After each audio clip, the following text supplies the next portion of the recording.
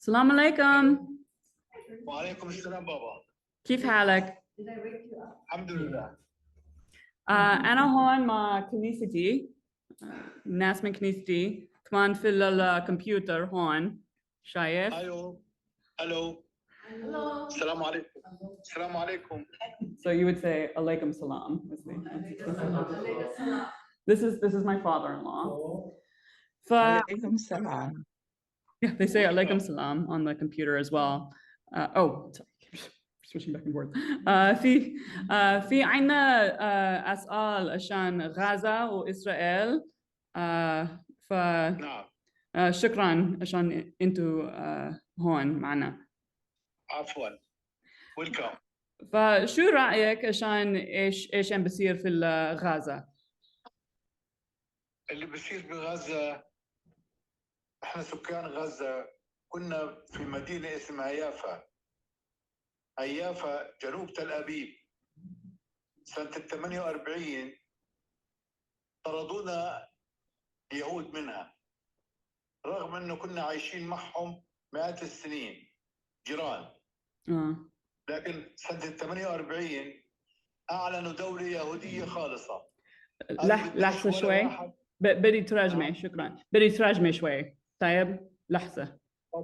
Okay. آسف كتير. لحظة.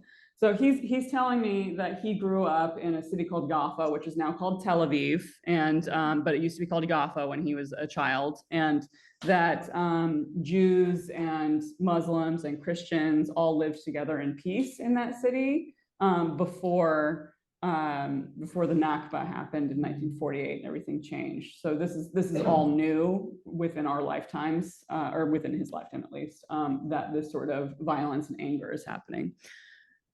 طيب بالكامل آسف كتير. طردونا سنة 1948 شكلوا دولة يهودية خالصة، وقالوا ممنوع يضل ولا واحد إلا اليهودي فقط. طردونا على غزة، على مدينة اسمها غزة، من يافا لغزة. لحظة شوي ترجمة. So he's saying that then when it happened that only Jews were allowed to be in Jaffa, which is now Tel Aviv, in 1948, that his family had to go to Gaza. But عندي فيديو من زمان تذكر من قصتك. ف خلص بالكامل شكرا. أكمل؟ بعدين سنة 67 احتلت إسرائيل غزة. بعد حوالي 50 سنة انسحبت منها على أساس يشكلوا دولة فلسطينية من غزة ومن الضفة الغربية. ورغم هذا مضوا 50 سنة على الاتفاق وما قبلوا ينشئوا الدولة هاي، ورفضوا رغم انه امريكا والامم المتحدة كلهم كانوا موافقين على اقامة الدولة الفلسطينية مكونة من الضفة الغربية وغزة. اضطروا الناس يطالبوا بتكوين الدولة هاي. Okay, لحظة ترجمة. So he's saying that the Americans made Israel very strong, and that the people in Gaza felt like they had to fight back because they had lost their land and they were trapped in this very small area. So there's only 25 square miles of Gaza, which is about the size of Honolulu, and 2 million people live there. So for scope, there's 1 million people on Oahu, and that's the entire island, right? So it's a very small area of space, and they were all squeezed into that space. And so they started creating their own government and saying, what do we do since we're trapped in here? بكامل؟ Yes. ورغم هذا إسرائيل عملت حصار على غزة، ممنوع حدا يطلع، ممنوع حدا ينزل. الحصار له 14 سنة. So he's saying that in 2007, after Hamas really became like strong, then Israel started. It used to be that Gazans could go in and out of Gaza before 2007, but then when Hamas really started like kicking back and trying to get their land back, Israel and Egypt worked together to trap the Gazans in, and now they literally can't go in or out anymore as of 2007. بالكامل شكرا. فالناس من كثر ما هو بضائقة مالية شديدة وبلد فقير منعوهم من انهم يطلعوا يشتغلوا برا ويسافروا برا رغم المفاوضات الطويلة أصروا على إبقاء الحصار على غزة. So Gazans cannot travel in and out, and they can't work because there's no work inside Gaza. Which means that they're all in severe poverty. طيب بتكمل؟ يس. نرجع لموضوع يافا. احنا قبل 1948 كنا عايشين مع بعض احنا اليهود يعني اليهود والعرب والمسيحيين بسلام. طبعا اليهود اجوا من اوروبا على فلسطين بعد الحرب العالميه الاولى، لانه اليهود كانوا في اوروبا مضطهدين جدا، كانوا يقتلوهم في اوروبا طبعا ويحرقوهم، فهربوا وين؟ هربوا على فلسطين، وعشنا معهم فتره طويله بسلام. لكن في 48 انقضوا علينا وطردونا من البلد. تفضلي. So he's saying that there's been continual wars during that time in which the Gazans fight, and then the Israelis fight back stronger, and the Gazans fight and the Israelis fight back, and it's getting tiresome over time. بتكمل. احنا طبعا لو نرجع ليافا معنا طبعا إلنا بيوت وإلنا مزارع، ولا نزال نحمل مفاتيح البيوت وسندات المزارع الأراضي هاي لا تزال معنا في جيوبنا، ولا نزال إحنا الوحيدين الملاك لها، لكن ممنوع طبعا نتصرف، حتى ممنوع نزورها، ممنوع نروح نشوف بيتنا.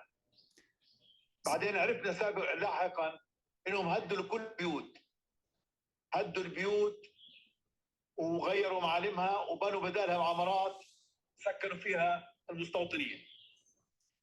So he's saying that the Israelis came and took over their homes and wouldn't allow them back into their homes, and they were expecting to go home eventually. But of course but now they're finding that they never can. So you're seeing a loss of hope over the course of a generation that thought they would eventually go home. And that this is continuing to happen in places like Sheikh Jarrah, which is in Jerusalem. I'm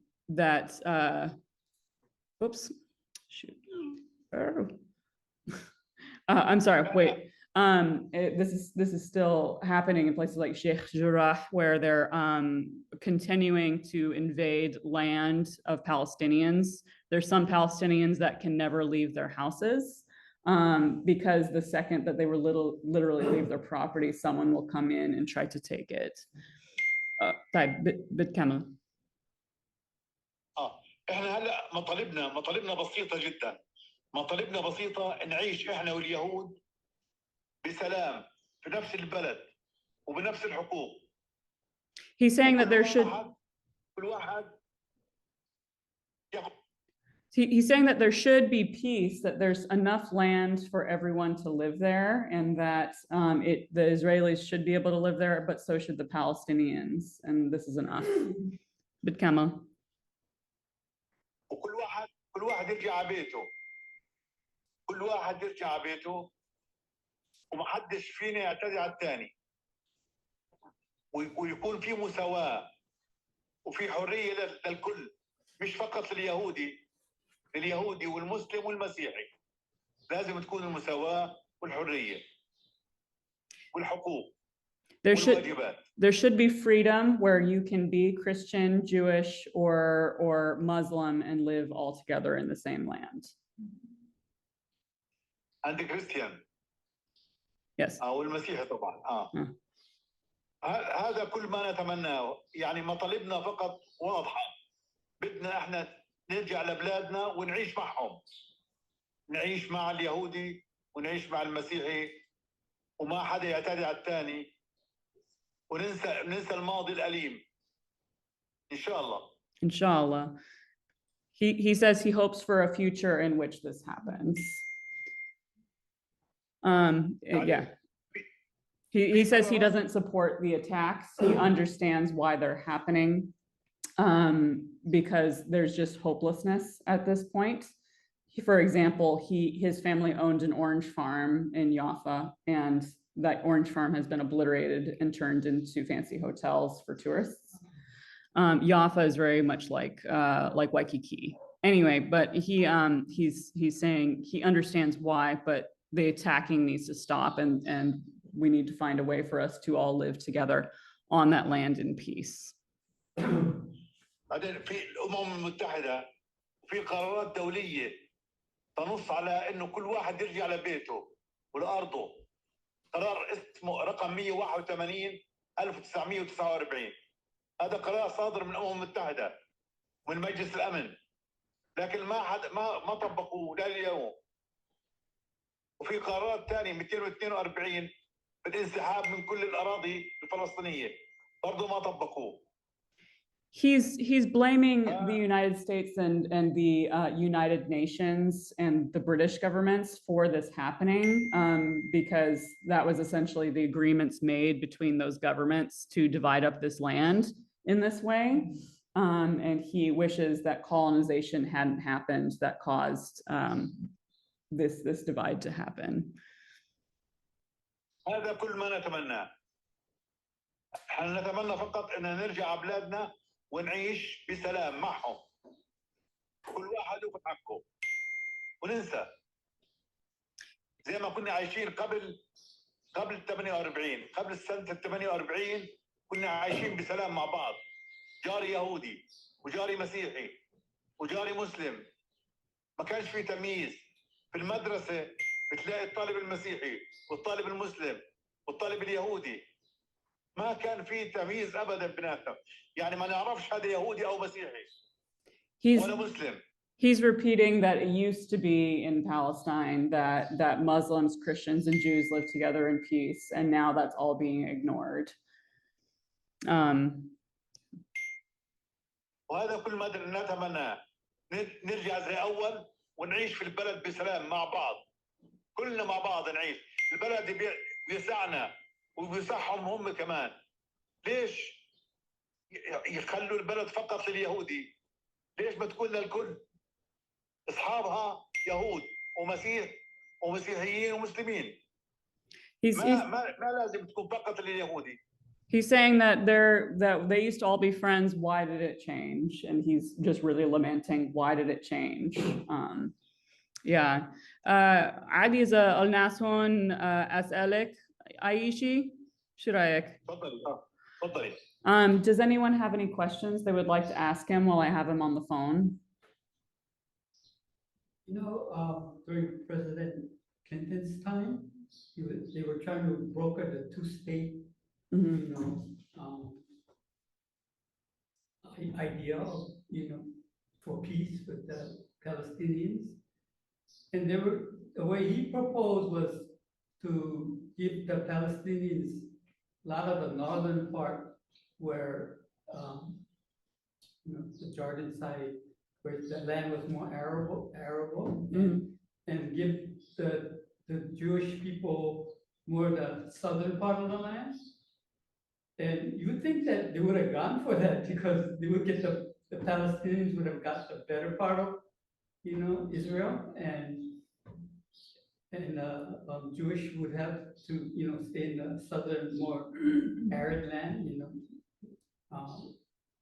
But somehow, why did they reject that two-state deal that Clinton was proposing? The Palestinians.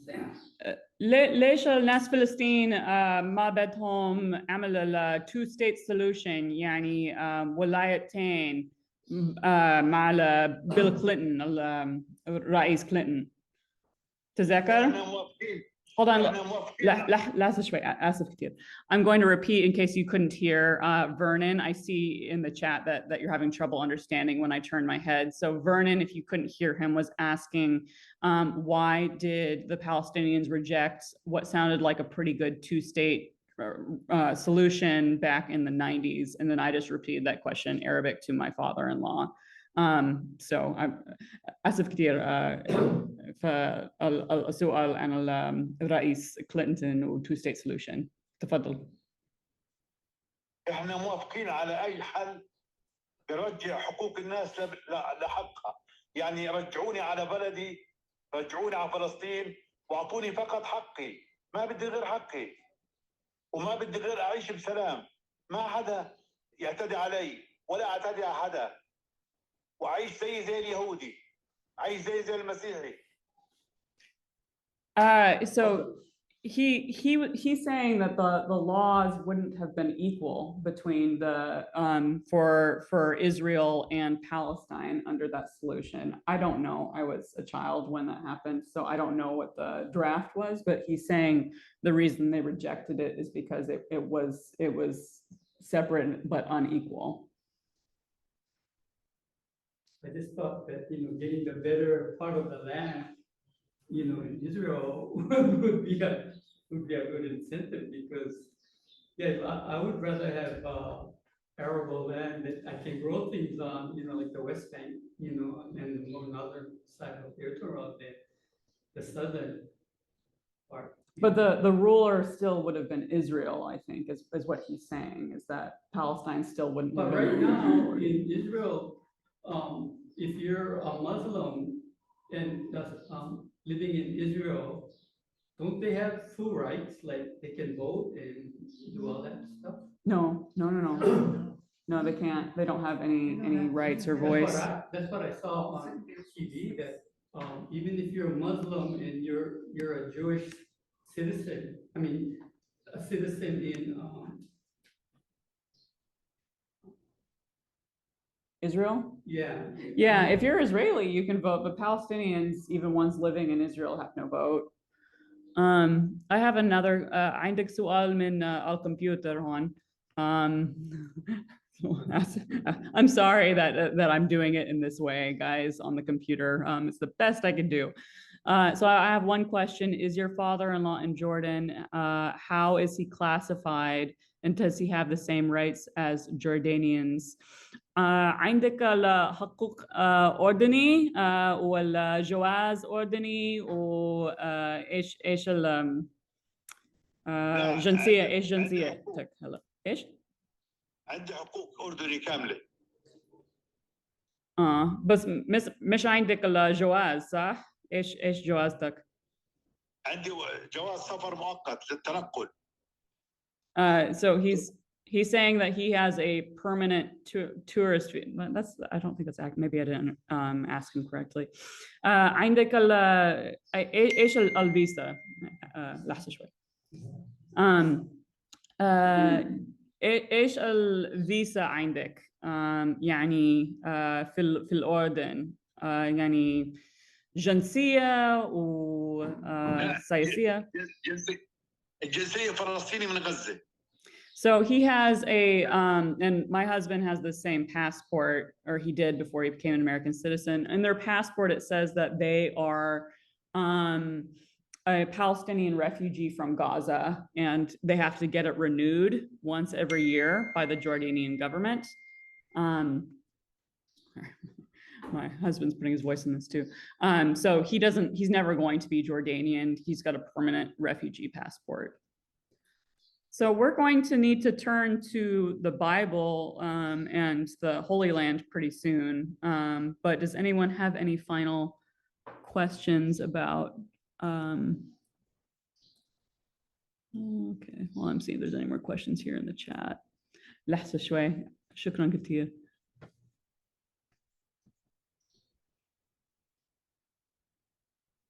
Are there no Palestinians currently living in Jaffa? Are there Muslim Palestinians in Jerusalem? How are they faring?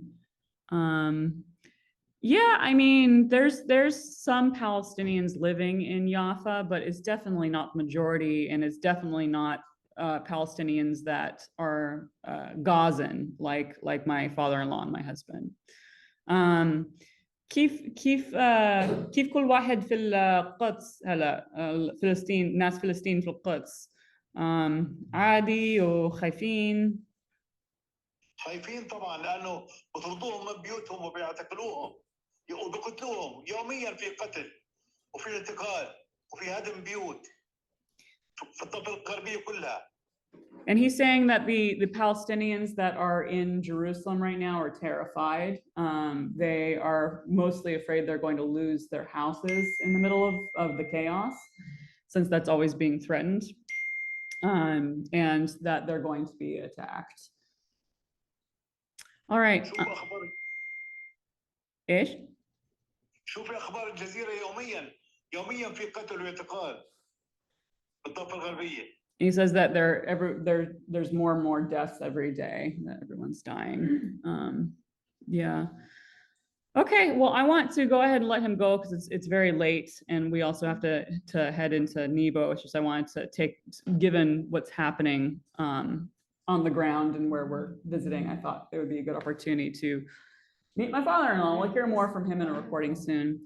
طيب يعطيك العافية، شكرا كثير. ما بدنا إلا السلام، ما بدنا إلا السلام ونعود لبيوتنا فقط لا غير. السلام. Yeah, he says that he wants a real and just peace between the Israelis and Palestinians. And return to home. And he wants to go home. Please. Yes. Okay. All right. يعطيك العافية. شكرا بابا. شكرا. باي باي. شكرا. بحبكم كثير. يلا باي باي. السلام. احنا أكثر. باي باي. بنحب أمريكا. We love America. Okay. Thank you, Amo. Bye bye. Bye bye.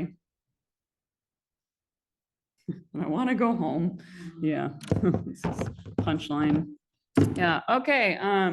Well, I just thought that would be a good opportunity, given the political climate of what's happening. But also, I mean, the reason why I wanted to involve my father-in-law is he's a very centering person. He's never going to tell anyone, yes, we should go kill everyone. And because a lot of Palestinians right now are feeling like that, like just burn it all to the ground. It doesn't matter anymore. And he says, no, we can do this. We can come together as a people. And so I think his voice is really valuable. And that's what I think that Jesus would say. So not that my father-in-law is Jesus, but he's just a very good man with a Christ-like heart, I think. So yeah, I thought that would be an important way to start this off. So today, any further comments before I switch? I just wanted to go ahead and let him go to sleep because he was up very late so that he could talk to us. You're bilingual. Yeah. The other languages do you speak? That's it, just Arabic and English. Yeah, I speak Arabic like a second grader if you could understand me, but I can't. Yeah. About voting, and it says Muslim citizens of Israel who are 18 years or older and who reside full-time in Israel can vote in Israel just as other citizens of Israel who are 18 years old or older. Yeah, Muslim citizens can, but Palestinians specifically can't. You can be Muslim and live in Israel and be an Israeli citizen, but you can't be Palestinian and vote. How do they know if you're a Muslim or a Palestinian? Well, I mean, because it's in your passport. Also, I mean, how can you tell if a person is Korean versus Japanese versus Chinese? You can just tell, right, by their face. You can, like, people see Hamza and they see that he's Gazan just by looking at his face. So, you know, the way that, you know, the Nazis executed a lot of the Jews in Germany was just by facial recognition of facial features and who they knew. So really just that, it's word of mouth and facial recognition. My understanding is though, when Israel became a nation, the Palestinians had to move. So they moved to the Gaza Strip and to the West Bank. So the majority of the Palestinians are Gaza and the West Bank. Apparently the Jordanians and then the Jewish Israel and all that, they've been in a treaty. So that's the reason why the Palestinians in the West Bank are free to move around, That's right. right? That's right. But the Gaza, it was controlled by Hamas guys. Yeah. Yeah. So that's a Oh, because terrorist Gaza group. had more. That's a terrorist group, yeah. So the Israelis are kind of concerned about that. Yeah. So what they did was they moved the families. Israelis moved the families up. They kind of bordered that thing up. Yep. So- So Reggie is saying that there's two types of Palestinian: West Bank Palestinian and Gazan Palestinian. And Gazan Palestinians are sort of boxed in because Hamas is considered a terrorist group. And West Bank Palestinians can sort of move more freely. We're going to see the West Bank next week because Bethlehem, where Jesus was born, is in the West Bank. So we'll be there next week. But Hamza's family is Gazan, and any person that's from the area can tell by looking at Hamza's face that he's Gazan, which is kind of a lot of the trouble that we got in when we were there. Yeah, because Gazans were, that's where Hamas was born, and Israel doesn't like Hamas for obvious reasons. It's So unfortunate that group took over the Gaza Strip area. yeah, yeah, that's what my father-in-law thinks too. They didn't exist when he was a child. So, but he also understood how they evolved. You'll hear more from his story, but he just saw terrible things growing up in But Gaza. then again, I agree that, probably second-class citizens as far as the Israelis concerned. That's unfortunate. Yeah, yep. All right, so since it's I was joking on Sunday that since it's sort of dangerous to be in Jerusalem right now, we decided to go ahead and move out into the Jordan Valley. I guess it's not a safe place that you're mentioning. I know, I was thinking about that. Reggie was asking. Yeah, Reggie was asking last week if it's safe for tourists, and I was like, yeah, it's fine, and it's not fine. You should not go there right now. Sometimes it's fine. It really depends on if it's a high holiday. High holidays for Jews and Muslims is always creates tension. So Ramadan or Sukkot or Yom Kippur are times of high tension. So don't go there during those times. We'll see if there's even anything left to go back to. Okay, so the first thing that can everyone in Zoom land see the screen? You should be able to see me standing on a mountain. I'm not getting any objections, so I'm assuming that you can see the screen. So the first thing we're going to do is read the Bible. And I gave you 3 Bible readings, one from Joshua, one from Mark, and one from Deuteronomy 34. If you didn't get the program, I'll drop those in the chat so you can look them up on your own Bible. The only one that we're going to read aloud today is Deuteronomy 34. And I wrote that, and I read that aloud on Mount Nebo, and I thought it'd be cooler to hear it being read where it happened instead of me reading it here in this room. So I'm just going to go ahead and press play, but first I'm going to drop in the chat the readings for this week.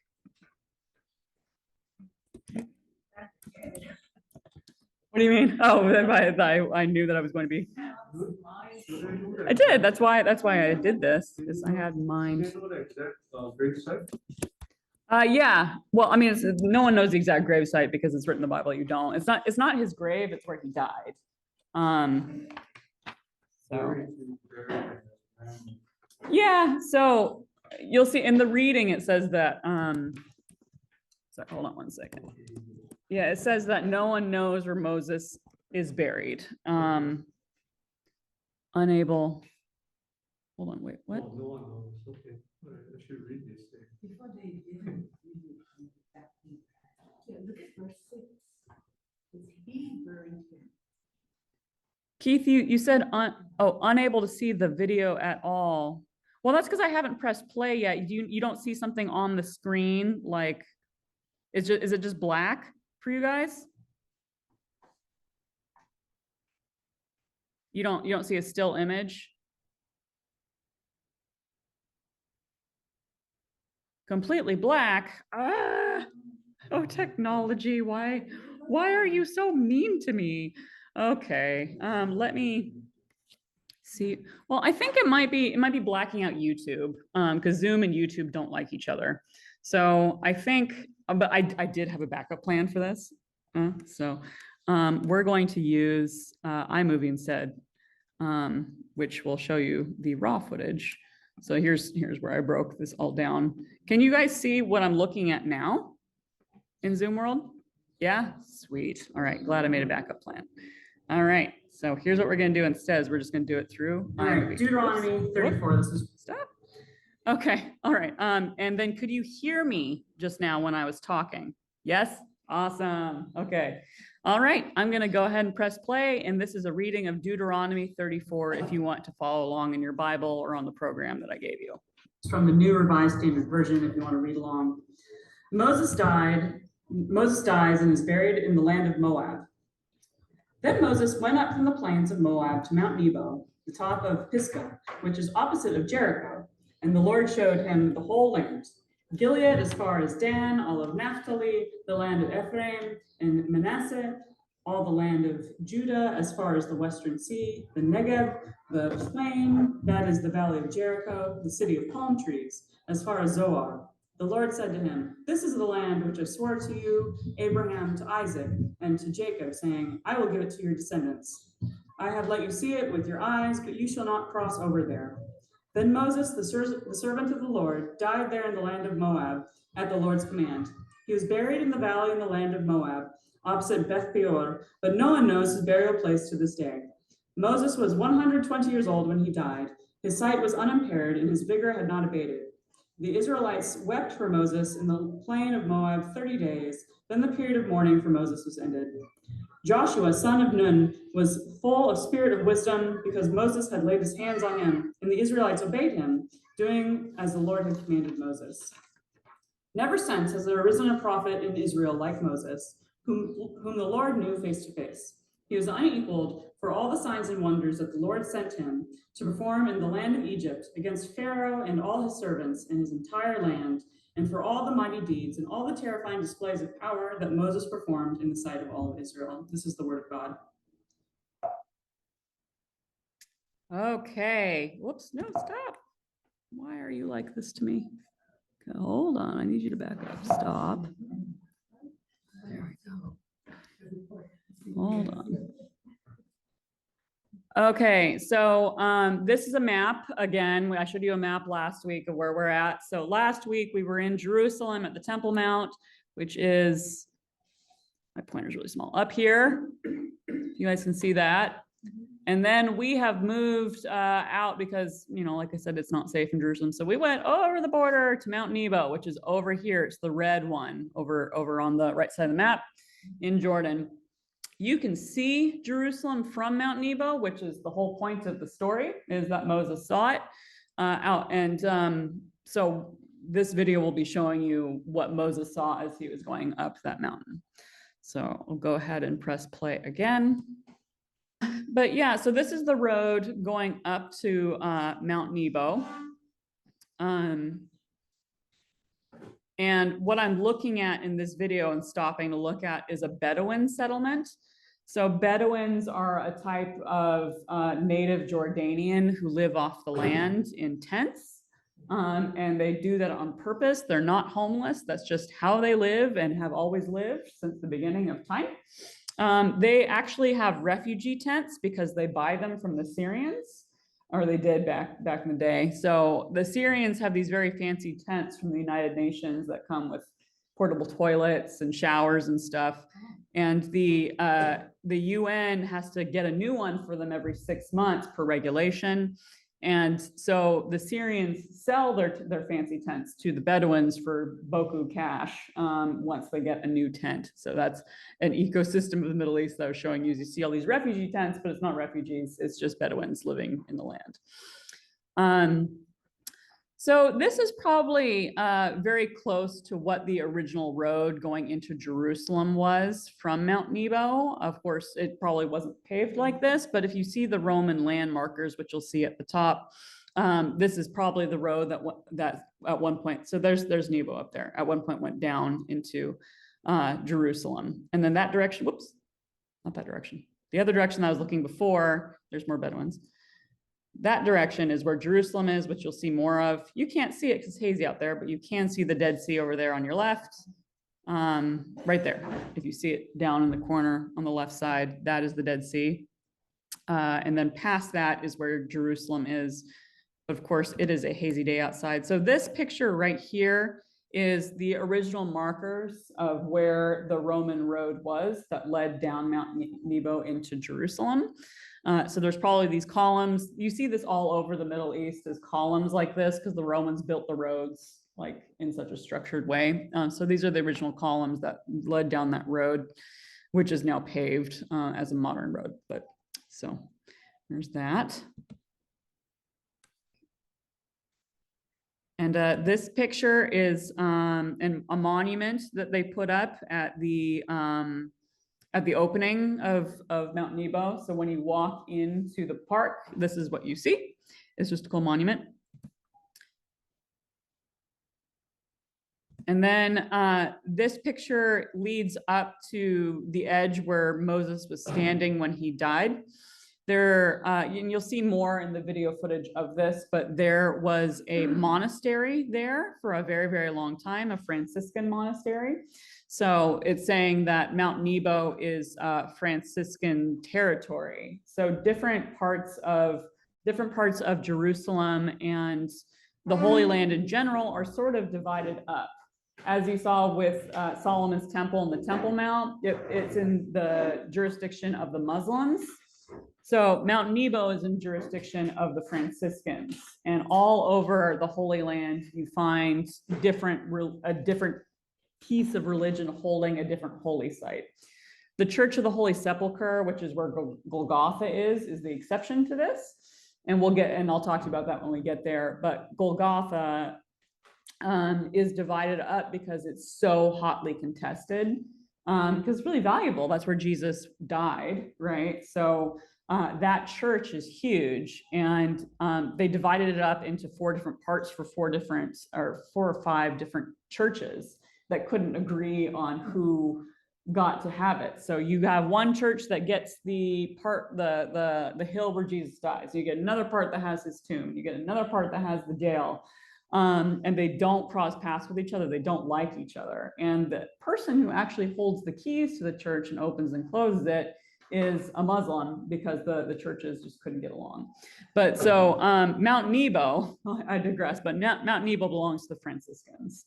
Yeah, so that's who takes care of it. It's the custodian. Is Israelis allowed to go into Jordan? I'm sorry? Is Israelis allowed to go into Jordan? Yeah, Israelis can go into Jordan.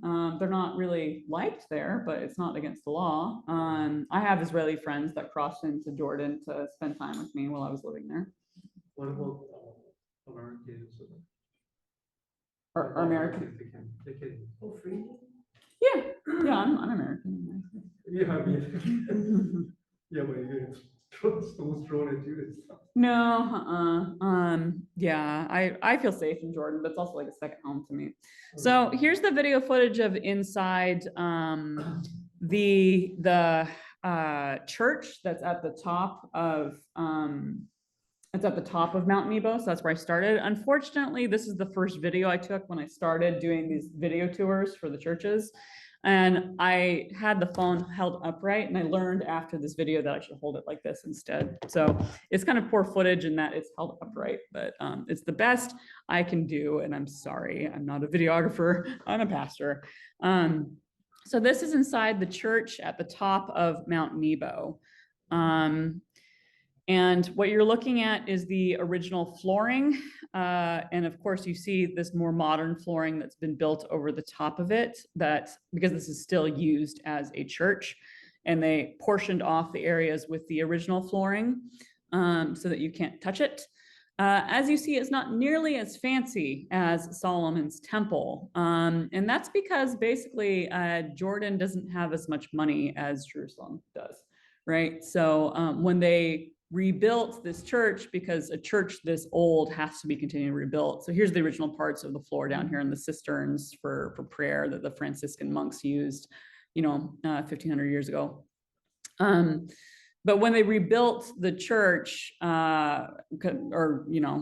remodeled it and stuff, they didn't have as much money as, say, the Al-Aqsa Mosque on the Temple Mount does. So it's not going to look, stuff in Jordan's not going to look as fancy as it does in Jerusalem. The Church of the Holy Sepulchre is much more amazing to look at. Also, I mean, this is a monastery, and monks are very purposefully mild creatures, right? So it's sort of a mild looking church, but it's very peaceful in there. You're not allowed to talk inside that church. So we were stone cold quiet in there. As you see, we're the only ones in there. Of course, this was in the middle of COVID that we were there. Yeah, but like I said, it's still an active church. I have worshiped there. It's typical to worship there on Easter Sunday. So Easter sunrise is when we typically go up to that church because they have a really good service of the sunrise coming up over Jerusalem. Hams and I went one year, but the sort of antidote about the story of Hams and I going to Easter sunrise service out Mount Nebo at this church is we showed up at sunrise on Easter, but it was Western Easter that we showed up. And in the Middle East, they operate on Orthodox Easter, which means that Easter was actually the next week for them. So no one else was there, but it was fine. So we didn't actually go to the service. We just sat up there and enjoyed the sunrise and, you know, watched Jesus be reborn in my own heart.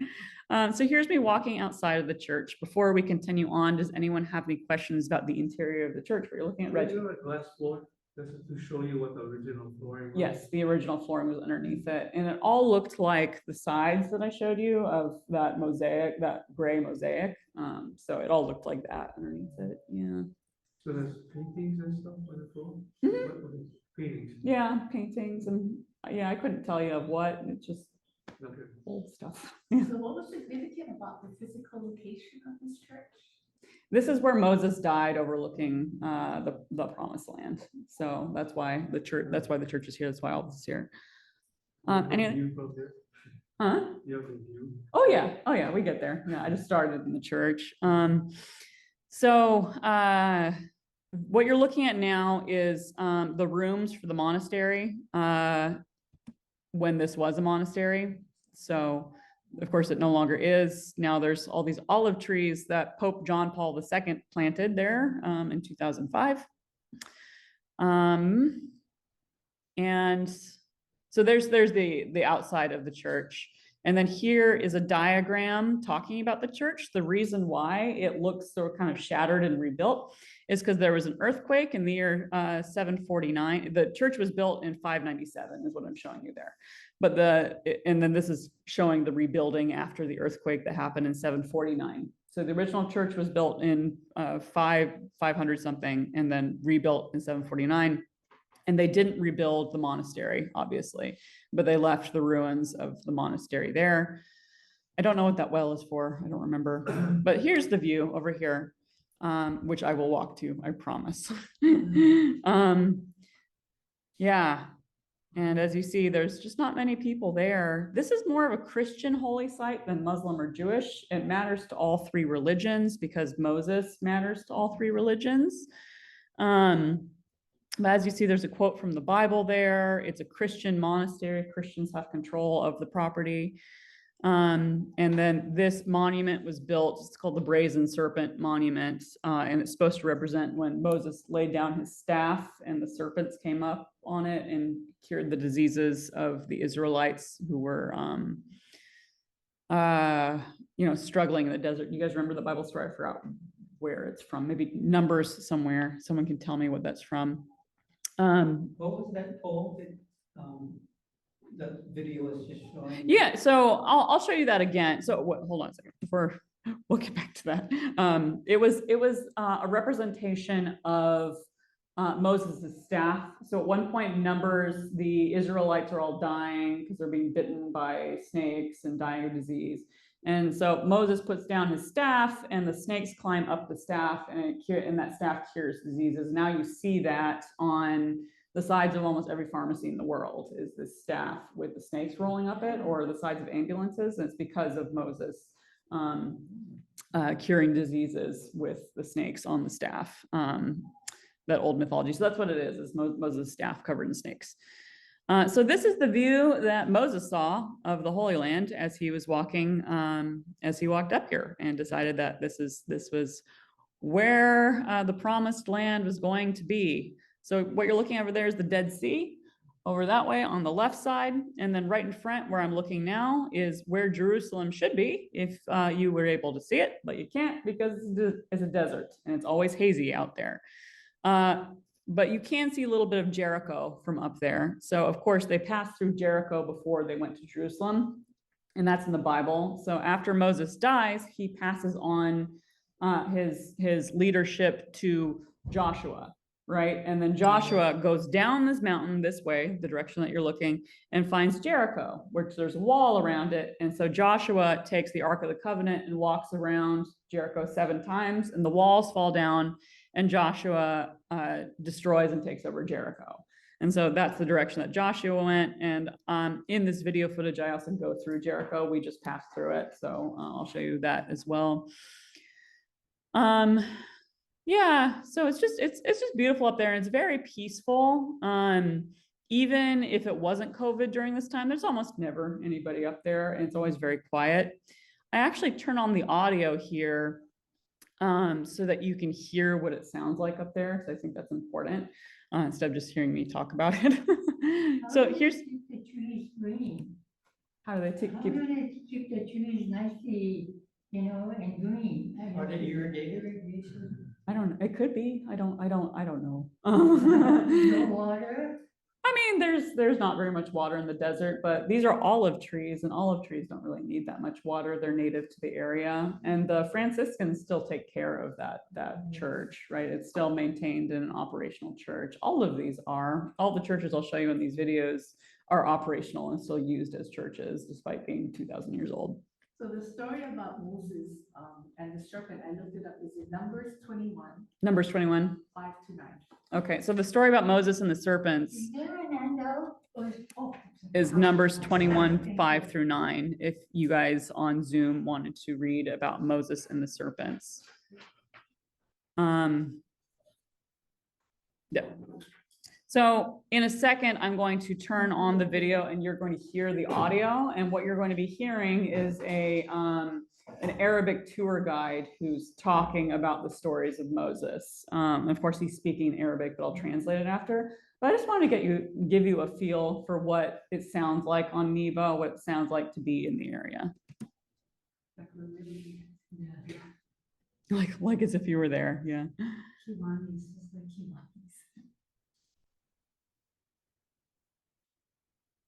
So this direction I'm looking is north. To the right is north, which is, you know, where Nazareth is, where Jesus grew up. Yeah, here.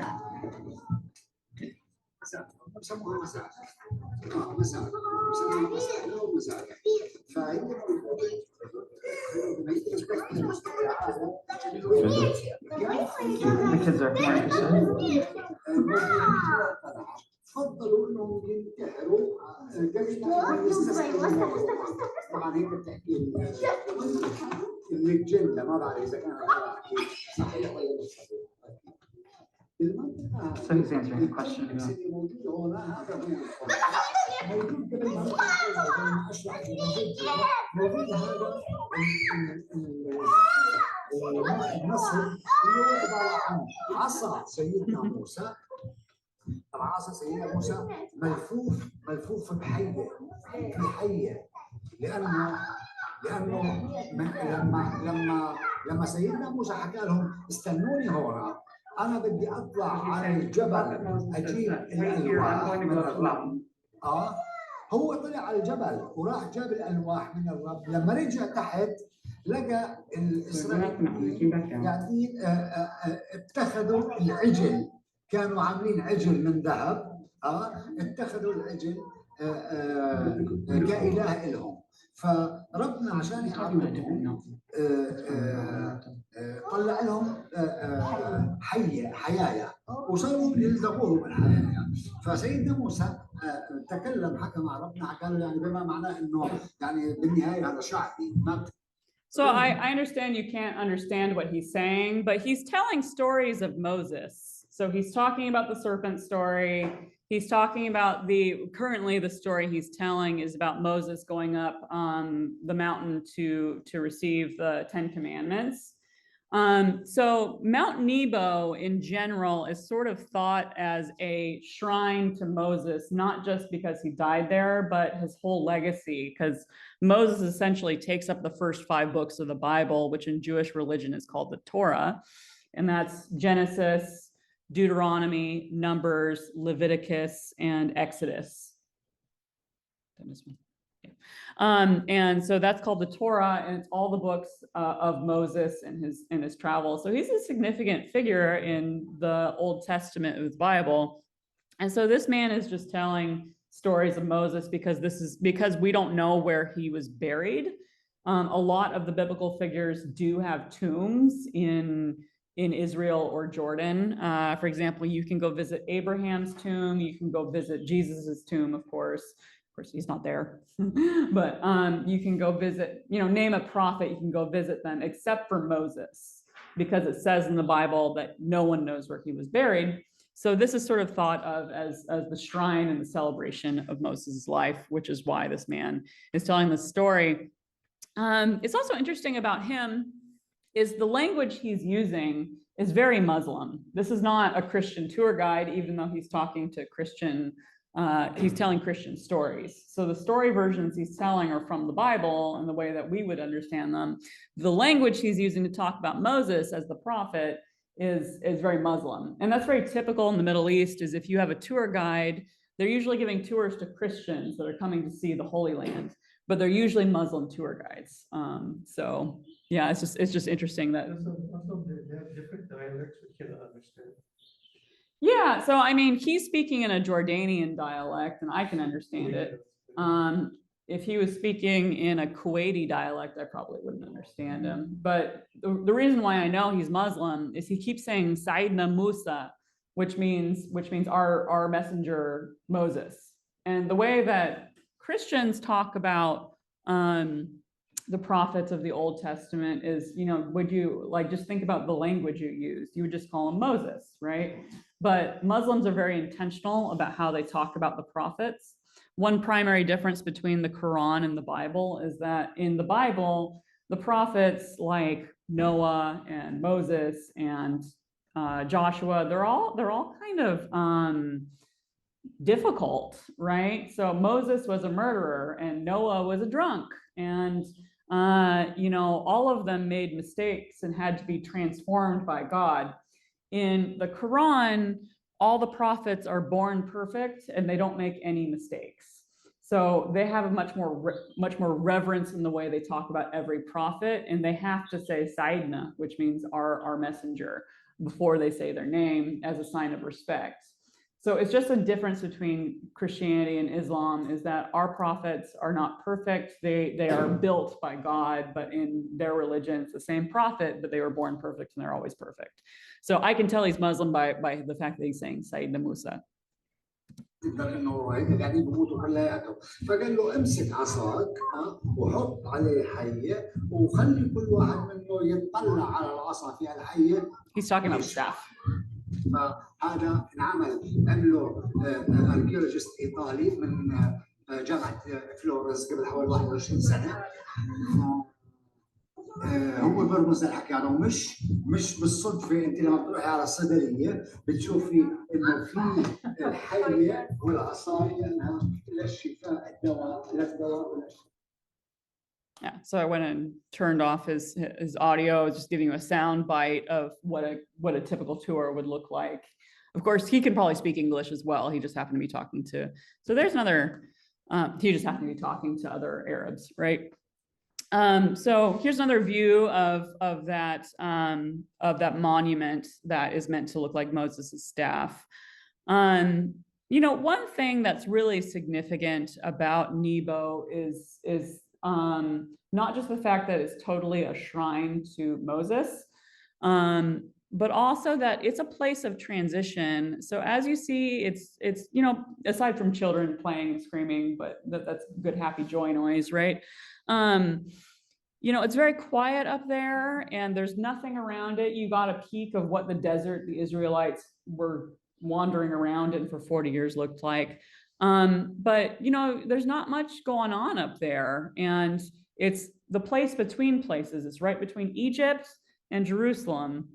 And, you know, it has a lot to represent about being in transition and preparing yourself to go into newness.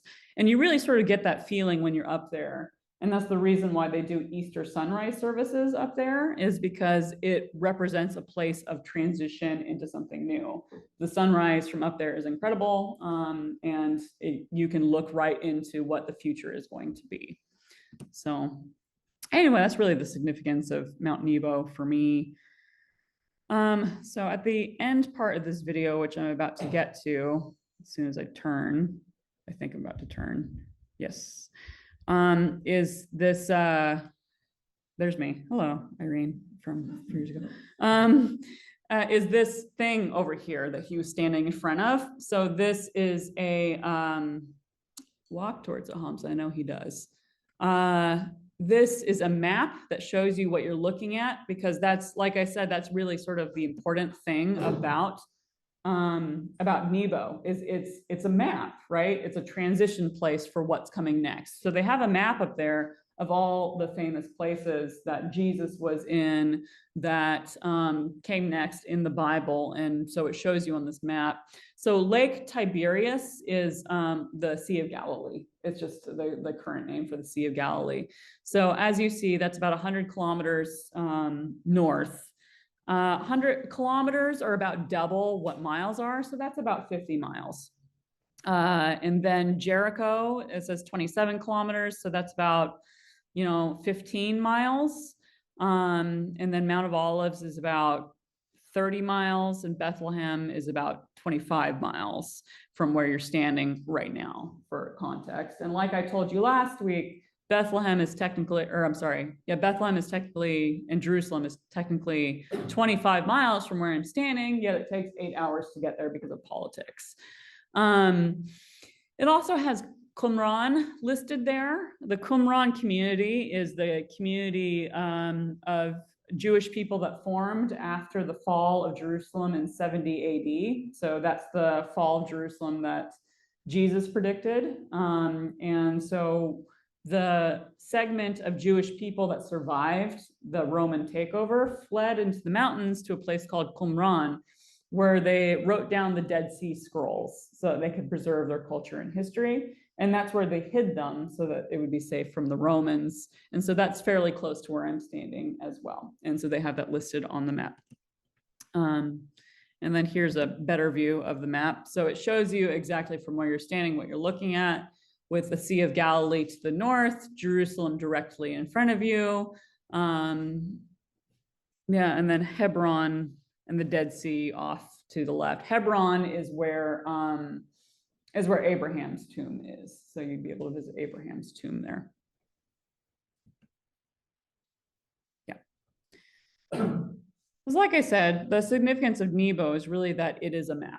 It's a map to what comes next. And so that's why they have this map here, explaining here's what comes next and where the Israelites went and where Jesus was. So, yeah. Yeah, and so there's the road.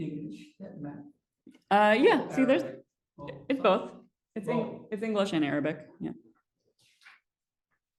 So I just took some still photos. Here's a still photo of talking about the history of the church and the fact that it was destroyed in an earthquake and rebuilt. Is it on a fault line? Yes. It is. Yeah, so the fault line is currently active. I mean, we just had an earthquake in Afghanistan yesterday, which isn't far from there, and Morocco and Syria. So that fault line is currently having some struggles. And I worry a little bit about my in-laws because they're in Jordan and that fault line is currently active. So these are just still photos I took of the old monastery. This is the door to the monastery that they preserved. So that's cool. The door that opens, you roll it like. Yeah, this is true. I guess so. Yeah, I don't know. that's what it looks like, right? So this is Jericho that you're looking at. We didn't go in this time, but we drove past it. Jesus was in Jericho in the Bible.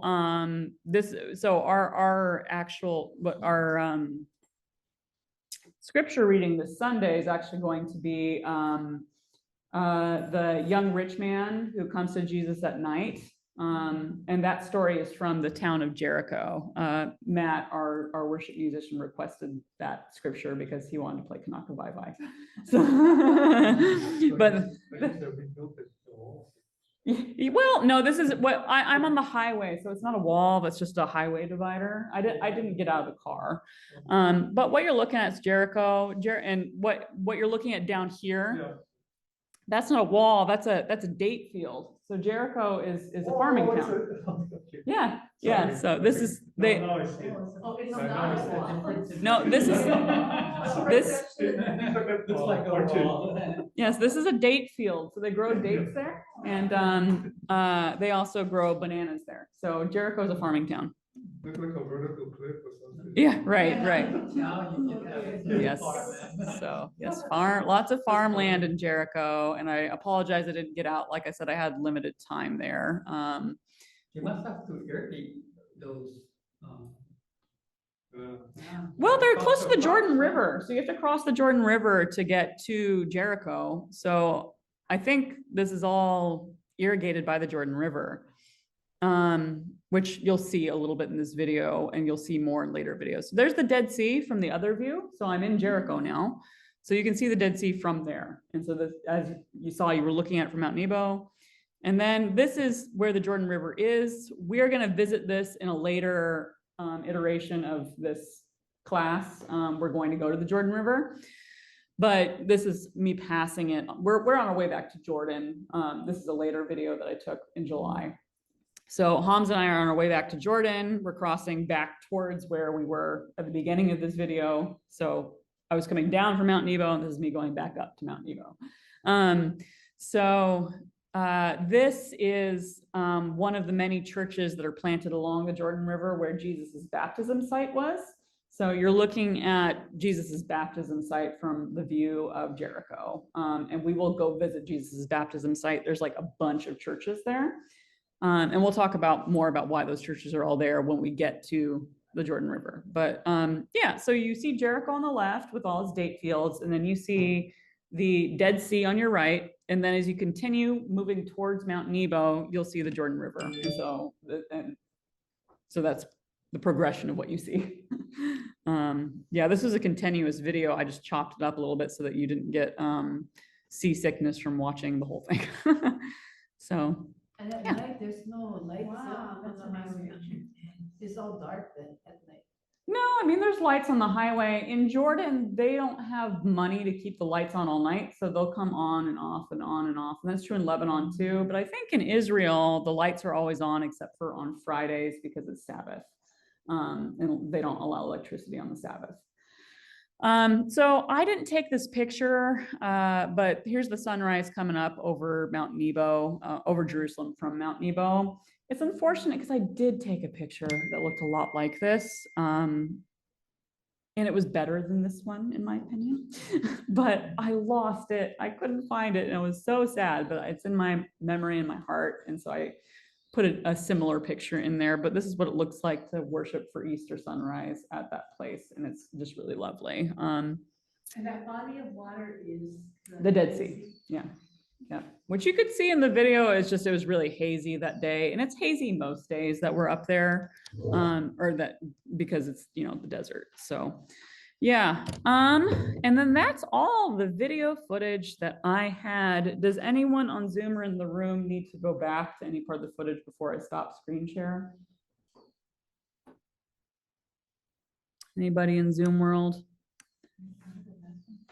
Okay. All right. I'm going to, whoops, that's not what I wanted to do. I'm going to stop share then.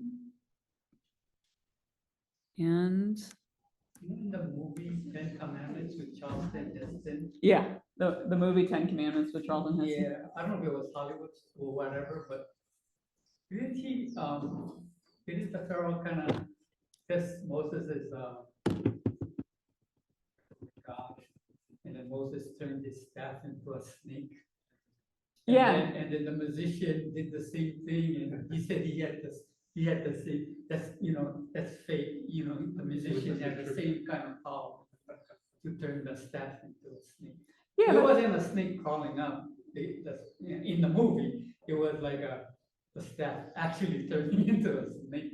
Well, because that's a different Bible story. So it's two different Bible stories of Moses with snakes and staffs. Apparently Moses really had a thing with snakes and staffs. But yeah, there's one where he's trying to show, the Pharaoh his power from God. And that's the staff turning into a snake. And that's different from the Numbers, where the one in Numbers where the snakes crawl up the staff in order to stop the Israelites from getting bitten. So two different stories. Yeah. Okay, let's see if I have any questions on chat.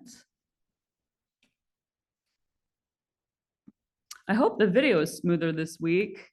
I'm intentionally working on it. You'll have to let me know if it wasn't. Everything is new and looks good to us. We wouldn't want to, we wouldn't have oil and gas, technologically. And In the movie Ten Commandments with Charlton Heston. yeah, the movie 10 Commandments with Charlton Heston. Yeah, I don't know if it was Hollywood or whatever, but didn't the Pharaoh kind of, because Moses is God, and then Moses turned his staff into a snake. And Yeah. and then the musician did the same thing, and he said he had the same, that's fake, the musician had the same kind of power to turn the staff into a snake. Yeah, It but- wasn't a snake crawling up. In the movie, it was like the staff actually turning into a snake. Well, because that's a different Bible story. So it's two different Bible stories of Moses with snakes and staffs. Apparently Moses really had a thing with snakes and staffs. But yeah, there's one where he's trying to show, the Pharaoh his power from God.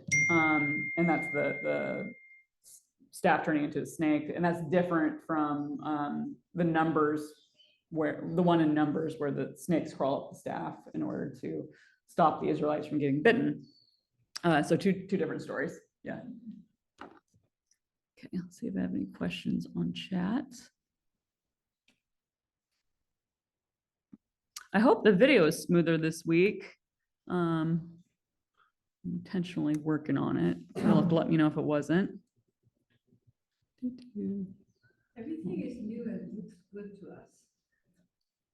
We wouldn't want to, we wouldn't have oil and gas, technologically. So Keith says he was unable to see any of that video. Was that true for everyone on Zoom? None of you could see the video?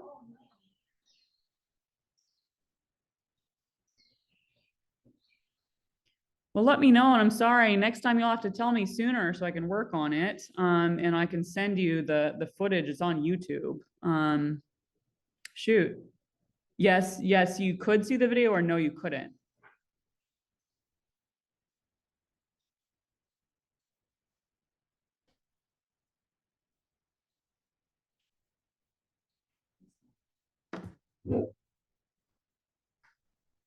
Well, yes, couldn't see. Oh, no. Well, I'm really sorry. You guys should have spoken up sooner. I'll send you the YouTube video. And I'm really sorry that you weren't able to see it. Well, that's too bad.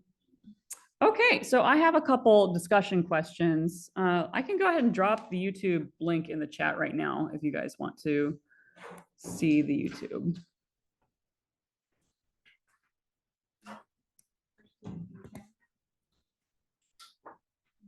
Can I ask a question? Yeah, of course. Girl on the news, she's playing in a volleyball team, she was crying. Last night, the girl on the volleyball team, she was crying because she's from there. She's worried about her family. Is she from there? She talks about this. She said, I'm crying because I run a volleyball team at UH, going to school, but I'm worried about my family there. I'm from there. I heard chop suey because of the ear. I think she said Israeli She citizen. found there, and she don't know how she's going to help the team win or play, because her mind is somewhere else. Is she from there? She's from What about Israel, I the think. news? She's an Israeli citizen. So she's kind of afraid, they're traveling somewhere to play this week, the off island. She said, I worry about my family and I'm something from there. I just was wondering, first year freshman at UH on the volleyball team. Yeah, She's crying. I'm not sure. I didn't see the footage of this young woman from U of H who says she's from there. I'm not sure, but you know, there's a lot of She people. was on the 5 o'clock news, the early one. Well, if you can remember her name, we will keep her in our prayers alongside all of Unusual those. name too. Not a Hawaiian name, not a local Jenny or Jerry kind of name when you're a girl. Well, we will keep her and all the people affected by the current situation in our prayers. So I have some discussion questions that are in here. So the reason why I included Mark chapter 12 is it's Mark chapter 12 verses 13 through 17 are Jesus being tested by the Pharisees, saying, well, it's about give to Caesar what is Caesar's, give to God what is God's, because the Pharisees were testing to see if he would obey government, right? And the reason why I included that is because when you think about Moses overseeing the promised land, and then you think about Joshua breaking down the walls of Jericho, it's all very violent and land oriented, right? This is the promised land. This is our land. And yet Jesus doesn't seem to really care about land. You know, he's like, give to Caesar's what is Caesar's, give to God's what is God's. And I am the temple. The physical temple doesn't matter. And so the discussion question that the thing that really came up for me is, especially in wake of the current context of the land being fought over, is, you know, what do you think Moses and Jesus would say to each other if they were in conversation around the importance of the land being promised and overtaking that land, and and what God has to do with that? Does that make sense? I just try to imagine a conversation between Moses and Jesus around the conversation of God promising land, or does land even matter? I don't have the answer to the question. Doesn't matter to Jesus. So should it matter to us? And Maybe interpretation instead of land should be placed. I think a lot of them is placed. You should what now? It's place, vice land. Vice land, vice, soil. I don't Place or area. Uh-huh. A promised area. Yeah. Versus the land, Right.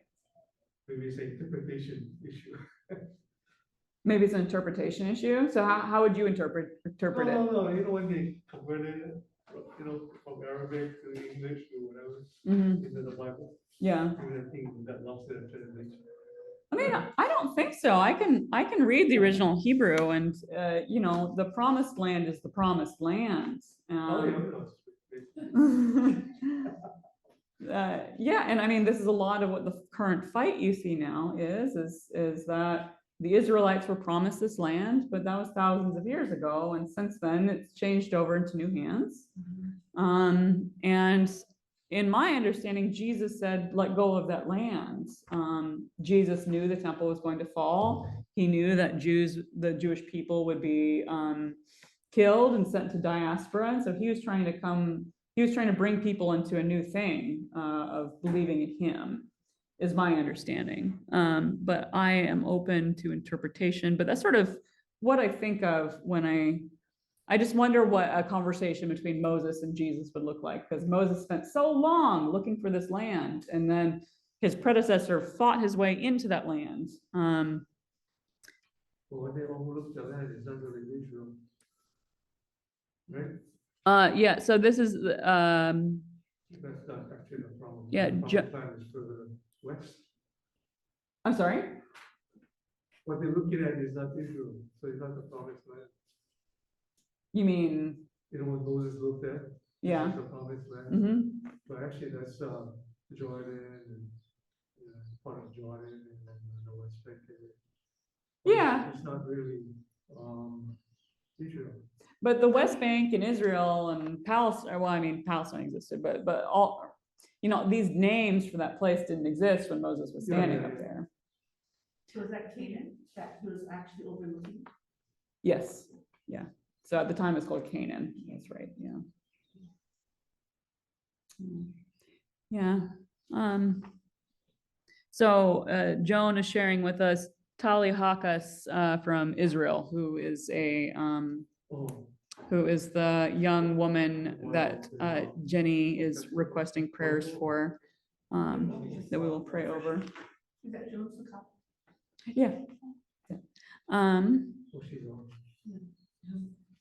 Yeah. So other questions, you know, I have that I brought up for discussion are, why was Moses not allowed to enter the promised land, and what lessons can we draw from that? The fact that Moses died there on that mountain, because that seems sort of silly, right? You spend 40 years dragging a bunch of people through a desert, and then you die on a mountain before you're able to get to it. Does anyone have any sort of thoughts on that? There was a reason why he wasn't allowed. Yeah, what was the reason? Murder. He killed somebody. Well, I mean, yeah, Moses was a murderer. He murdered a Egyptian guard at the beginning of the book of Exodus, I want to say. But that's not the reason God didn't allow him in the Holy Land. I'm not sure he names it why God didn't allow him. He just said, "You're done now." Yeah. Maybe too old, need a younger person to take over the next part of the. That could be. But it was the under 20 years. old. Yeah, when I Oh, well, I just looked at Google and it says, this is from the Bible Project, because of his unbelief in God's word. Moses' unbelief in God's word is why he had to die on the mountaintop. Seems harsh. Yeah. I mean, when I think about it, I agree with Myra that, you know, maybe it was just time to pass the baton to Joshua. You know, the night before Martin Luther King Jr. died, he preached Deuteronomy 34, talking about how he'd seen the promised land and that the new generation was going to carry Black Americans into a new era of freedom and peace. And then he died the next day. Yeah, so I think that, you know, that image sort of makes Moses make more sense, is that Moses's work was done in getting his people through the desert and Joshua's work was beginning.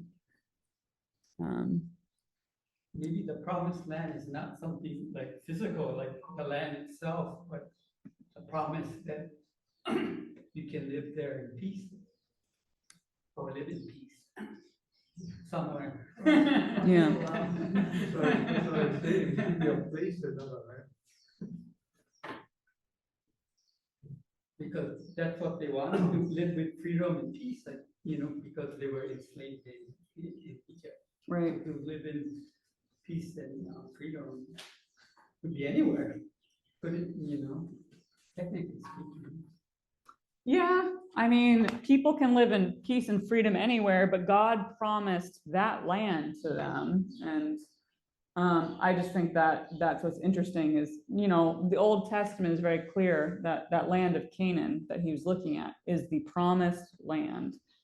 And that's part of the fight of what we're seeing today is this, you know, 10,000-year-old story or however old it is, promised this land that was eventually given up.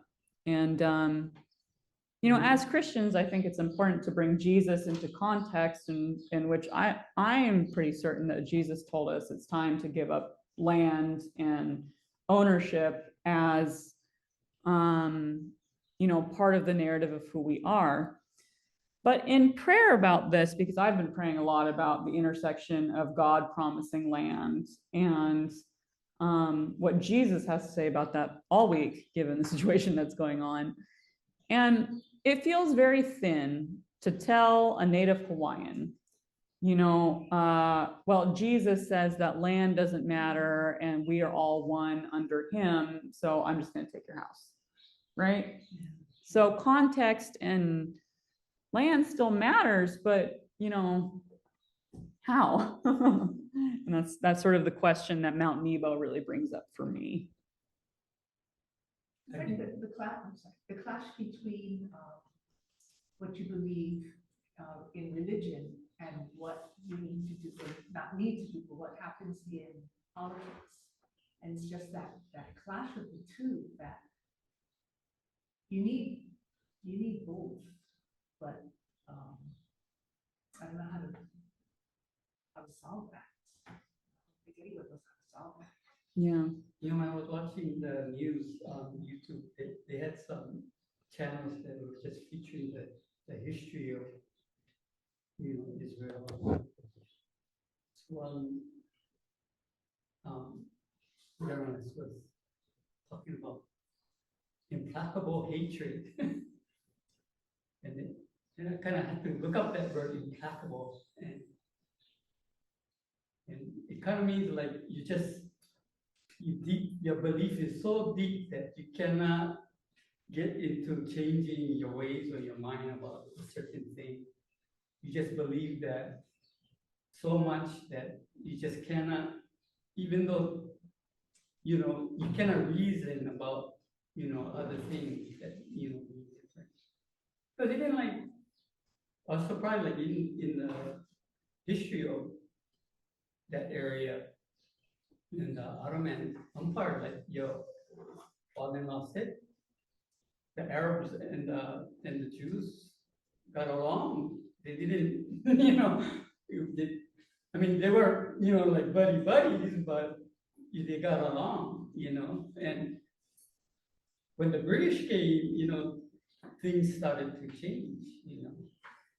Yeah. And then right. the British rule kind of made things a lot different because the British kind of tried to resolve their religious differences. And of course, they're going to favor Christianity, right? And all, you know, the things with the crusade and everything, implacable hatred again. Why would a Christian who lives in Britain or, you know, whatever, feel he has to come down and wipe out Muslims because, you know, they're infidels or whatever, you know? I mean, that's, you know, that's impeccable hatred, you know, kind of like you believe so much that you're always correct or whatever, that you cannot look at the big picture and, you know, kind of say, maybe that's not, maybe that's not the right thing. But we look at physical things all the time, you know, when you talk about that. But a lot of times, impeccable hatred comes from, you know, long inbreeding of thoughts that were taught to you. And if you just think for yourself, instead of thinking like, this is what I learned in my religion, or this is what I learned from my father and mother, you know, you just kind of thought yourself, is this correct or not correct? Yeah, I understand what you're saying. That's important. This idea of what impeccable hatred, is that the word you're using? Impeccable? Impeccable? Implacable hatred. And that something becomes so ingrained. Implacable. P-I-M-P-L-A-C-K-A-B-M. Implacable. Yeah, that something becomes so ingrained in your heart and your soul that you can't change it.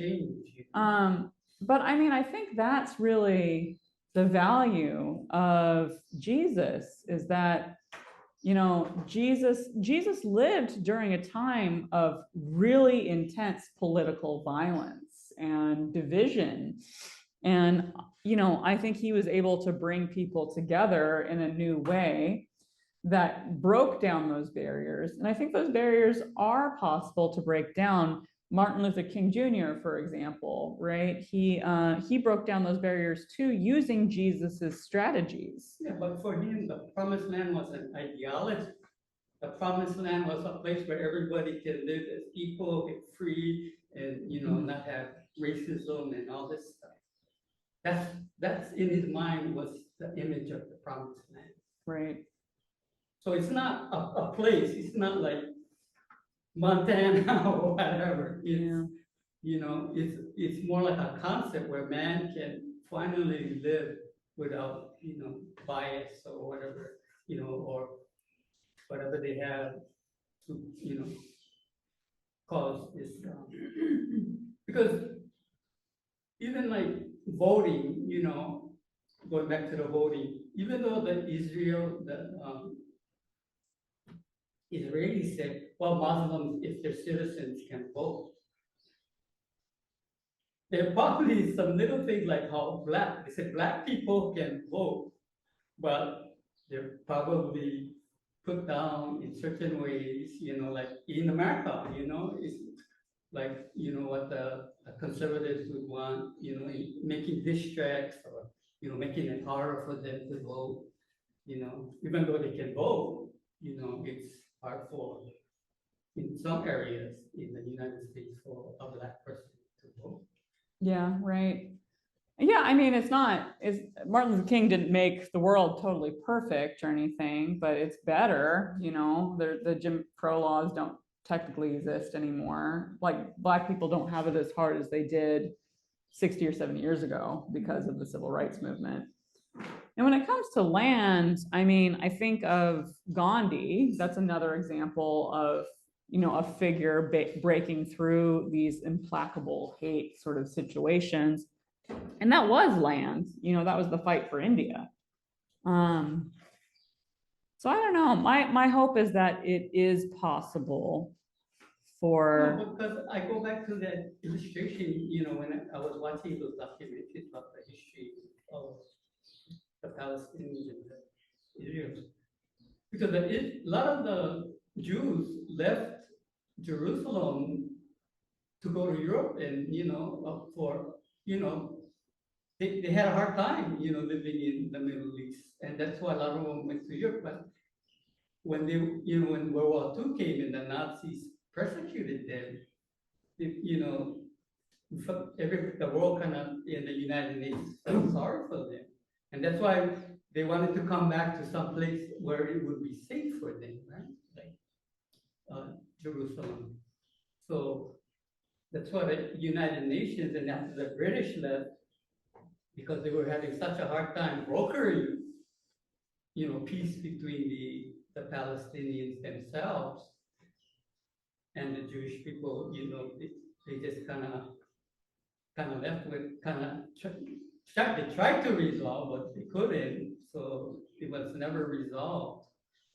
But going back to the implacable, you know, ideology that you can't let go. Even like how many times they tried to do the two-state deal, you know, one side or the other, you know, even though it seemed like if you were just a third party standing, you know, outside, like I said, when the United Nations was going to say, when President Clinton was going to say two-state nation, and the Jewish people would have the southern, more of the land, but the southern part, which is, you know, like the arid part, where you couldn't plant things and grow things, and the Palestinians would have more the West Bank side, you know, and Jordan side, where, you know, things could grow, you know, better. You think that the Palestinians would have went for that? Yeah, I mean, myself, I would have gone for that deal, because I would rather have land that is, you know, that can be, you know, arable, you know, and can be planted on, you know, versus desert land. I would have less desert land than, I wouldn't want to have more desert land. I would take less, you know, for more, agricultural land that was more friendly to us. It's just myself. I don't but- think that they would agree to have a separate nation, not the Palestinians. And Yeah, South that's of because Jericho. they have. Well, they still gonna be Israel, but just that they can probably settle up now, maybe, that's what it is. Yeah, that's what my father-in-law said, is that the reason why they didn't accept still that is Israel. it still would have been Israel, and Because they of wanted their their, control. yeah, they wanted to be self-governing, so. Well, just like the Hawaiians and the Indians, they wanted to be self-governing, but hey, he who has the power, he has the gold and the power makes the rule. Yeah, so I mean, I think that's part of the problem is that it's, somebody's phone's ringing. It's like an ice cream truck. But I think, hold on a second. While that's going, let me just read the chat comments and we'll get back to this.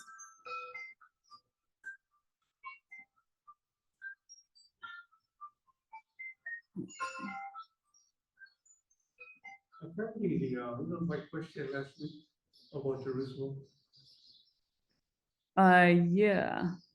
Hold on one second. Let me read these comments.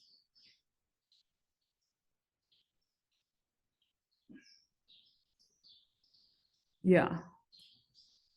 So yeah, God made a covenant with Abraham and promised land to his descendants, and that's true. I mean, a lot of the Old Testament is about this promised land.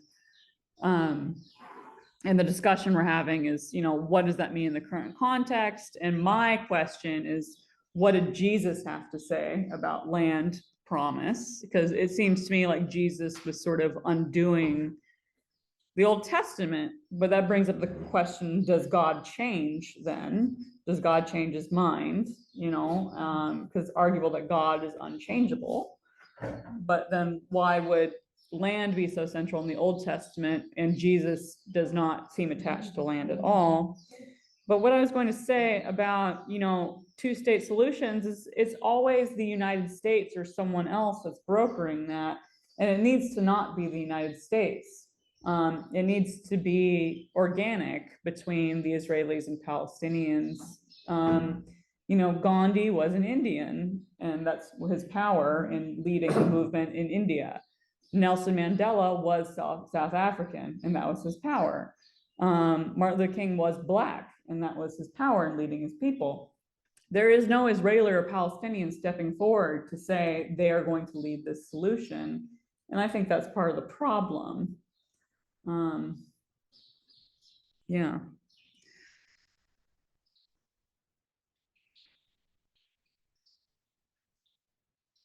Yeah. Yeah. So what could you do here in Hawaii knowing something like that?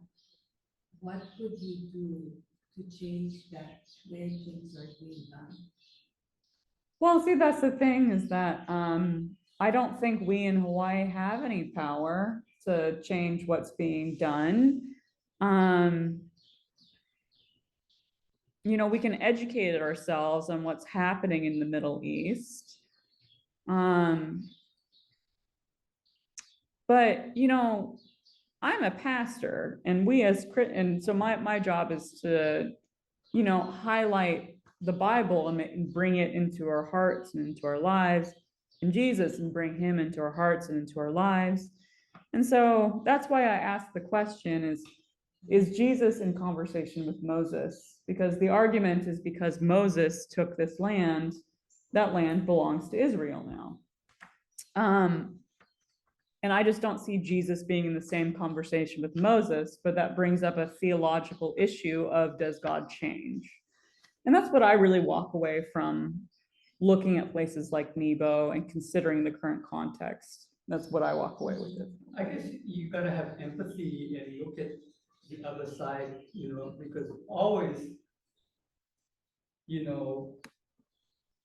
if you're somebody of a different religion and somebody tells you your religion is it, and that's why I'm gonna do this to you, and your religion is wrong, you're gonna have animosity towards that person. I mean, because, for one thing, your religion is not their religion, and so if somebody says, God said, this is my land, somebody comes, like any one of our homes, and said, God told me this home is my home, so I'm going in your home and I'm gonna take over your home. You right away, you're gonna say that's not one thing, you're not that person's religion or whatever. You're gonna say that's not my God. And number two, you're not, even if it was my God, you're not taking over my home. Right. So think about manifest destiny is that Christians in the 1800s believed that because Christianity is the highest form of religion, and as a Christian, I believe that Jesus can unite us all into becoming whole and a better world and promoting the kingdom of heaven. I believe that. So did the Christians who were promoting manifest destiny in the early 1800s. They thought that because they had the best and strongest religion, that God was giving them free reign of taking over all this land, Christianizing the populations. And then you see the desolation that happens to places like the Native Americans and the Hawaiians. We killed all of them in the middle of doing this. And so it just continues. Yeah, go ahead. And as we were young, and watching TV, they always made the cowboys and whatever, the good guys, and the Indians were the bad guys. But when you really look at it, the Indians were the good guys.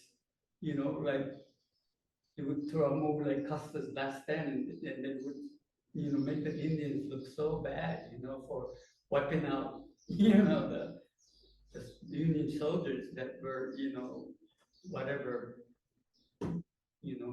trying to get them out of what they call their land, But, when you think about how they persecuted the last chief, chased them all the way up to Wyoming or wherever, they finally killing them. I mean, like, people are really kind of mad. Yeah. And then the land exchange too, when they brokered, reservations and stuff, they gave the Indians the worst part of the land, all the deserts again, and all the places where it was nice and green, where you would grow crops, they took the land, So. Right. So we did manifest destiny totally wrong. And it does not seem ordained by God, because a lot of people died, like a lot of trauma and suffering happened. And I'm pretty sure that the kingdom of heaven doesn't involve trauma, suffering, and killing people in mass, So if Jesus is the way to God, which we Christians believe, and that the world could be made whole and better by all people becoming one in Christ Jesus, how did we do that wrong with manifest destiny and combining it with land? I don't know. These are just thoughts. I'm just thinking aloud. I'm not providing an answer. It's just, A lot of times people use their religions to say things or whatever, create laws or whatever paradigms that were really never meant to be said, by Jesus. That's all interpretation, a lot of it, by mankind themselves. Even you look at the history of Christianity, I kind of looked at the history of Christianity. It was played by a lot of different people who were power brokers, especially, right. The Europeans. And so, like I said, you got to think for yourself, was Jesus actually saying that, or is that just what the priests or the whatever at that time in Christianity were saying? Because a lot of times if you read, and a lot of books were left out, that they didn't want the people to read, because, it would kind of, lessen the power of the, and a lot of it is fear, right? Because even like in the, I think the Jewish people would have gladly intermingled in the West Bank with the Palestinians, and what do? Intermarry with them and just live peacefully. But somehow there's this fear that, hey, you let the Palestinians come back, they're gonna populate the West Bank, and then they're gonna persecute us eventually, you know, there's that fear that it's gonna happen, you know, when maybe it's not gonna happen, you know. Yeah, well, like as my father-in-law was saying, you know, there was decades, there were centuries where Palestine was, you know, Jews and Christians and Muslims all living peaceably together. It seems like when white people from Europe get involved with power, as you were saying, that it just ruins things. Yeah, but but you know, white populations are overwhelmingly Christian, so I don't know. I just thinking where did that split go wrong? You could go back to Constantine, when Constantine forced all of Rome to be Christian in the year 325 and made Christianity a power move, right? Instead of organically what it is of people growing into loving Jesus on their own. Because he still believed in a lot of the Greek or Roman gods, even though he said he accepted Christianity in terms of what he did and what he built and stuff like that.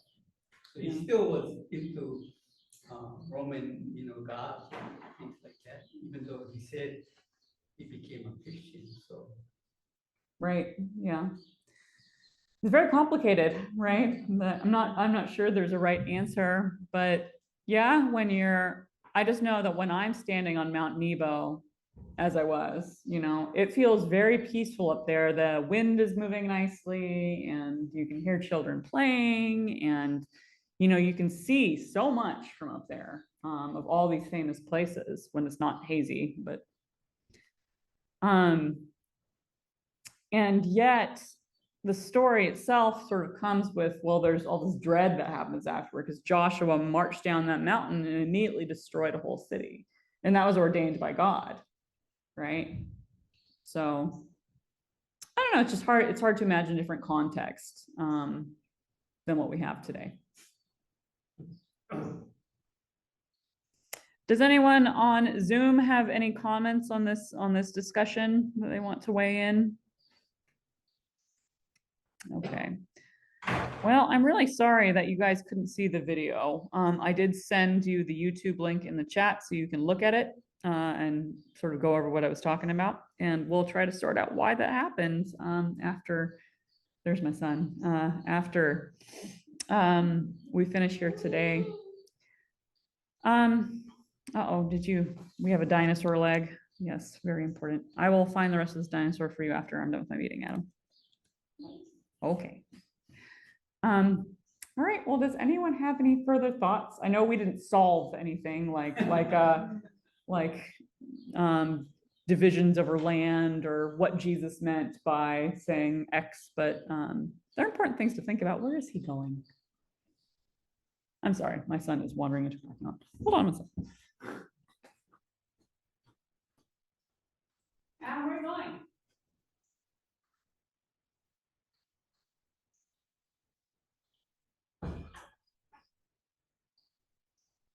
Hey, don't leave the property, okay? Just a quickie, if you take newspaper, I gotta go home get mine, it's late. It should be in the sports section, that girl. She's crying when the news reporter asked a question, but she couldn't continue. We talked about the thing we had today.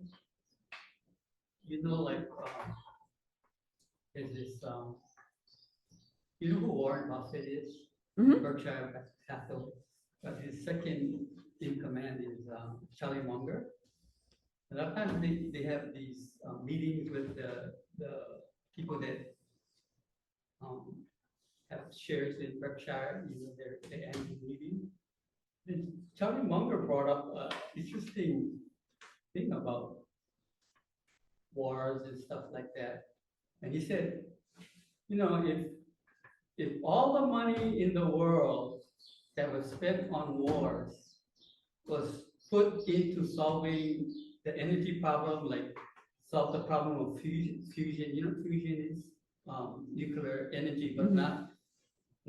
not where you split the atom, but where you put the hydrogen atoms together, so you get clean nuclear power. Mhm. If we're trying to do that, people say we're close, but a lot of climate science says we're not close. But if we solve that problem, and he said we probably could have solved that problem if all the money that we spent on wars in, you know, the decades that we fought wars, World War I, II, and maybe other war, Vietnam War, and whatever. We spent on, we as a world said, okay, let's try solve this energy problem. Let's try build a fusion nuclear plant. Because we fight on energy, right? A lot of the Middle East fighting is getting, and a lot of wars are fought for economics. Like you said, the Gaza, the people are poor. When you get poor and rich people, you're gonna have problems. You know, I mean, that's why you had the Chinese Revolution. That's why you had the Bolsheviks, the Russian Revolution, because you had the peasants and the rich people, the czars, and you know, people only can be poor and suffer and be subservient to the rich people for so long before, you know, they cannot take it anymore. Right. Yeah. But if we solve that problem, the fusion problem, and we had unlimited free, because with fusion, it's just water, you know, they're using heavy water. We have oceans of water. So we just have infinite amount of energy, you know, for everybody. You know, whether you're living in can you imagine you living in those arid areas in the Middle East, but because you have energy, you can just change that place to be more, you know, productive. Could be. Keith made a really good point on the Zoom chat about this topic, is that there will always be a battle between nature and the condition of man, and the purity, truth, and love from Jesus. And I think that Keith's totally right, is that every time we think that we've come up with a solution to, you know, the world, right?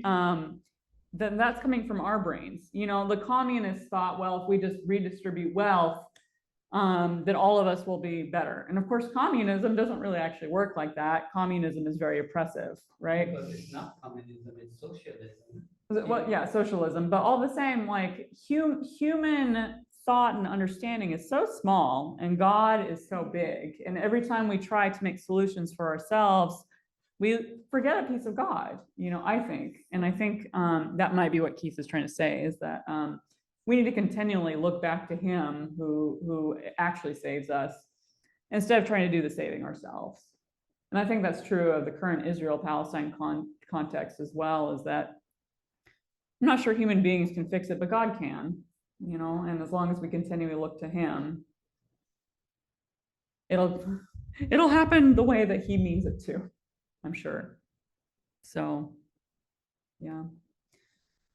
So I think that my kids are getting impatient with me because they're on fall break this week.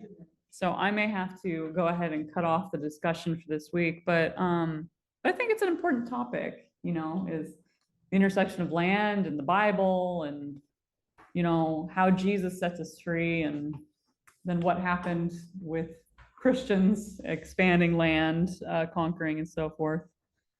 So, yeah. Okay, well, thanks for joining us, folks, on Zoom. I'm really sorry I didn't solve the video problem. I'm pretty frustrated about it, but I will continue to figure out the solution to that and make sure that you guys have a good experience next week. And we'll see you next week in Bethlehem. We'll be touring the Church of the Nativity and also the border wall between the West Bank and Israel. And we'll be having Dr. Peter McCary from UCC National join us. He's the Minister for Middle East Relations at UCC National. So hopefully he'll still be joining us. He might be a bit busy now, but he said that he would come and talk a little bit about Middle East policy and the Bible. So, oh no, he's in Cleveland, so he'll be joining us on Zoom. Yeah, yeah. So okay, we'll see you next week. Thanks for joining us. Hello.